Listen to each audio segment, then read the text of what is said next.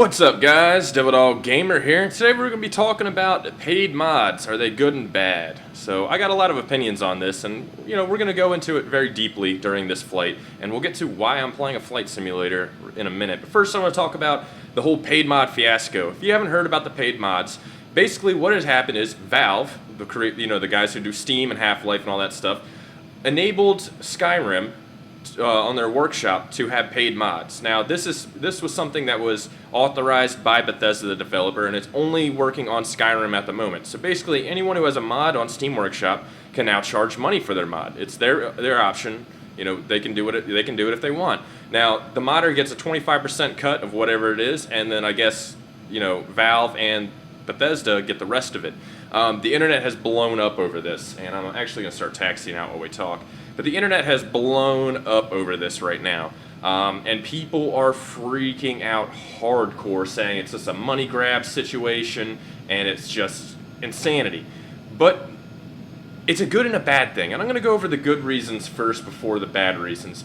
Now, first of all, you're probably wondering why the hell I'm playing a flight sim. Now, I'm playing Prepared 3D right now, which is the successor to Microsoft Flight Simulator. It pretty much is FSX, but just rebranded and redeveloped. Now, the reason I'm playing a flight simulator is because paid mods have been happening on Flight Simulator for a very, very long time now. This is nothing new. Paid mods is not a new thing whatsoever, and people are freaking out like it's this new thing that mods were always free, and it's just a giant money grab, which isn't the truth. Paid mods have been around for a very long time. This aircraft I'm in, this Citation II private jet, it's a paid mod. This airport I'm at, where the guy was intently sweeping back there, paid mod. This has been happening for flight simulators for a very long time, and it has been gone without much overlook. Not many people have been like, oh my god, I gotta pay for a new aircraft. None of that's been happening. And the reason behind that is these are very, very well-made mods. Now, basically, what these they're made by third-party developers. Third-party developer is pretty much a fancy word for a modder. Now, it's basically just a group of guys who got together and realized that they could do shit better than if they did it alone, and decided working on these mods. Now, a lot of these mods and these sceneries and add-ons are expensive. This airport alone was like $15. This aircraft alone was $30. But what you get for this money is very, very good quality stuff. You get very good quality, almost no problems whatsoever, and you get constant support. They're constantly improving them, bug fixing, working on it. Now, what do you get with a free mod? Basically, they'll put it out and at their own convenience. They'll fix problems, or they'll add stuff to it, or basically what a free mod is a guy who said, I'd like to put this in the game. Maybe I'll do my spare time and do it that way. And that's what you get, and a lot of the times it's a long struggle. And basically what I'm seeing now is a lot of the people who are upset and freaking out over this whole paid mod fiasco are people who I think are new to PC gaming, who haven't been around a while, maybe came around during DayZ and some of the other mods that made PC gaming popular in the last few years, and automatically assume that mods have been free forever. And it's not the truth, they haven't. It's just select games where they have been free, and I really gotta kind of give props to Valve for doing this, giving them this option with their platform, because they get flaps down. It opens up a whole new possibility. Now, was it poorly done? Yeah, it was very poorly done. Ooh, we got a lot of clouds on the runway. This is gonna be interesting. Oh, fuck it. There we go. It was poorly done. It was poorly run out. There should have been a lot more transparency to it. And I think that's where a lot of the problems are coming from. And I feel like they could have done it a lot better. Now, is it here to stay? I hope it is here to stay, because it does open the door to modders saying, hey, we could do work better if we work together. And then you see a bunch of well-known modders become a third-party developer and start developing mods and charging money for it. But at the same time, they're developing very, very high-quality mods for these games. Not just like, oh hey, here's $2 for a shitty sword that you're going to use maybe 5 times. And instead they're like, hey, here, you give us $20 and we'll give you 50 hours of extra gameplay on a new fucking island in a new kingdom or some shit like that. And that's what you're going to start to get. Oh, I'm trying to put my gear up and I totally missed the button. And that's what you're going to get. I mean, this is nothing new. Flight Sims is happening. It's not just FSX. DCS does the same thing. Digital Combat Simulator is another very high fidelity flight simulator. They use third-party developers, which is another fancy name for modders. They'll be like, hey, we're going to work on this aircraft. They work out a licensing deal with the developer, and they develop something for it. And that's pretty much been the lay of the land for flight simulators for a while. And it's turned out very, very well. And the reason that it's turned out very well is because, for one, the flight simulator community is not made up of younger people. It's usually older guys who understand the value of what they're buying, because when you're buying something like this, you're buying hours and hours of study material, learning everything in the aircraft, so they're getting their money's worth to them.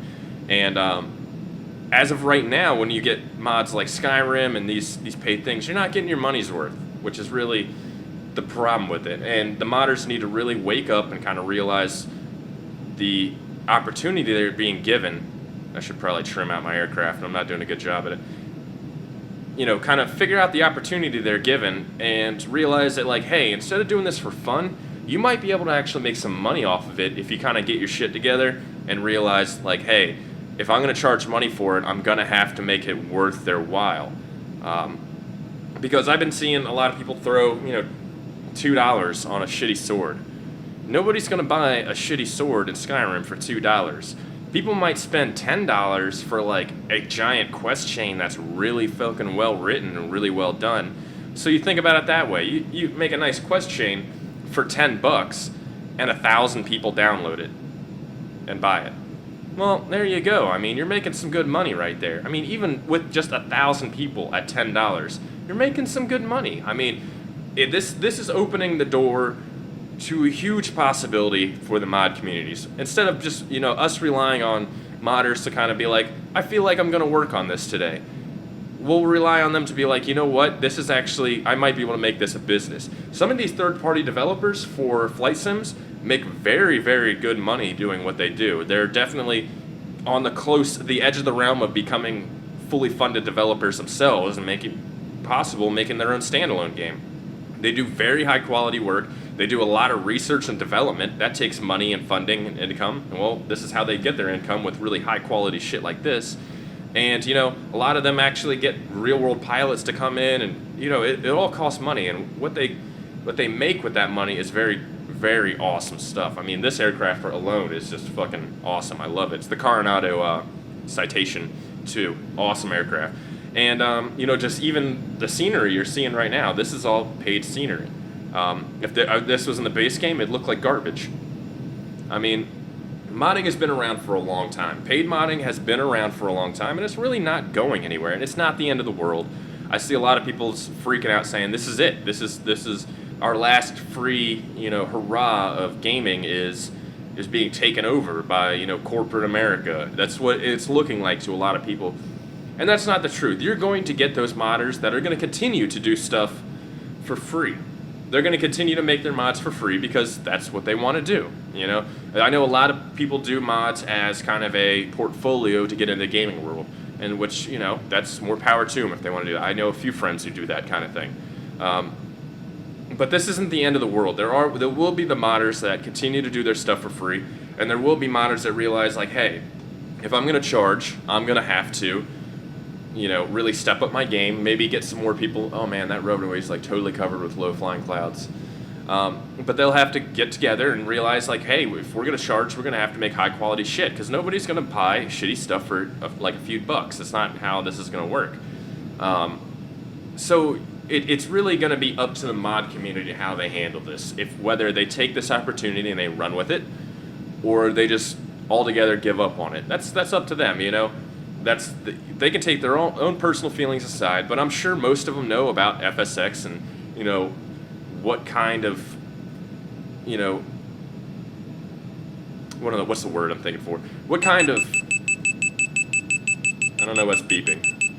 Overspeed, never mind. But I'm sure a lot of them know about FSX and, what kind of mod community and third-party developers have made over this, and, the success they've had. And I'm sure they know about it, and to me, if I was a modder and I saw this opportunity, I would instantly, just click and be like, all right, this is what we're gonna have to do now.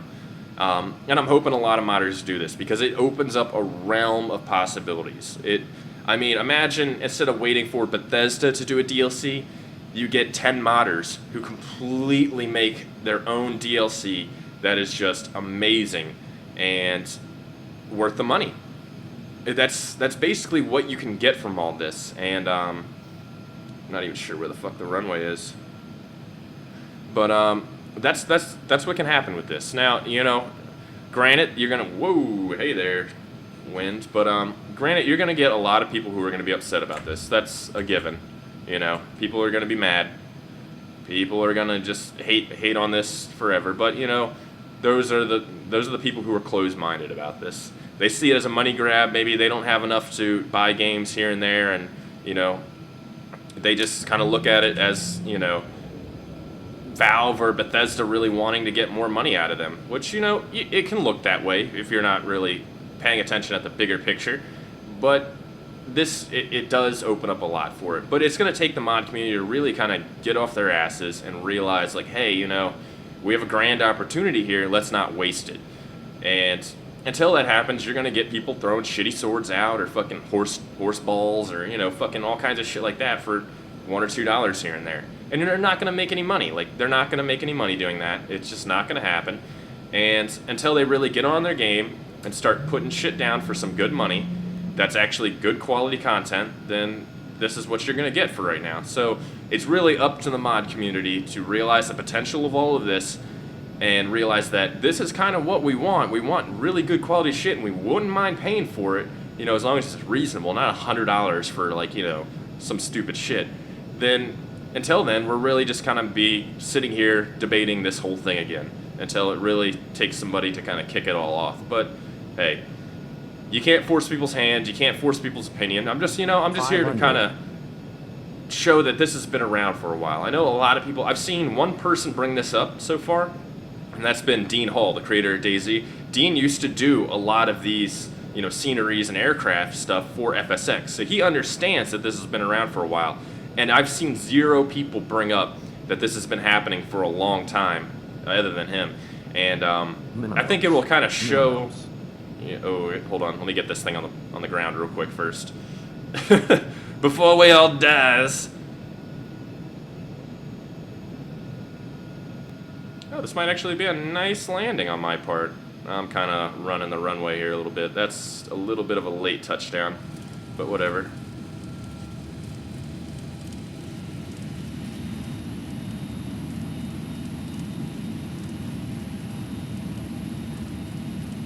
Alright, so we landed her. Nice. But, it really could open up some doors to a lot of things. And I see a lot of people getting on the cases of game developers about even mentioning this. I know the guys behind Space Engineers posted on Twitter saying, hey, it's not really a bad idea. And people jumped on them like it was the end of the world. And, in their own right. I mean, it's not a money-grabbing situation. The money you could make from this is negligible compared to game sales. But at the same time, it opens the possibility of somebody kind of going on their own and adding to their own game to make it better. And a lot of game developers really support mods. I mean, there's game developers out there left and right that are just like, hey, mods are a great thing. Like, we give you the tools, we give you the workshop, do what you got to do. And, these clouds are... I should have fucking not put clouds on. This is just dumb.